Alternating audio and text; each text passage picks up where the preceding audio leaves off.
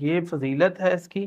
اس کے ساتھ ساتھ اس دن جو اہم کام اور وظیفہ ہے وہ کیا کرنا ہے، جو اللہ کے نبی کیا کرتے تھے اور صحابہ کرام کیا کرتے تھے، اور اللہ کے نبی سے پہلے جتنے انبیاء کیا کرتے تھے۔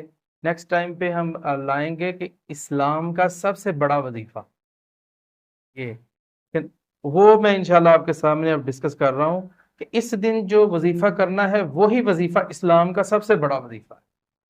تو وہ کیا وظیفہ ہے جس کو سارے نبی کرتے رہے اور ہمارے نبی بھی کرتے رہے، صحابہ بھی کرتے رہے، اور اللہ کے بڑے بڑے ولیوں نے مرتبے پائے ہیں اس وظیفے کی وجہ سے کر کے۔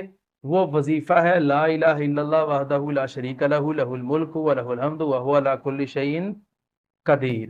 یہ وظیفہ 9 ذی الحجہ والے دن روزہ رکھ کے سارا دن چلتے پھرتے اٹھتے بیٹھتے حامی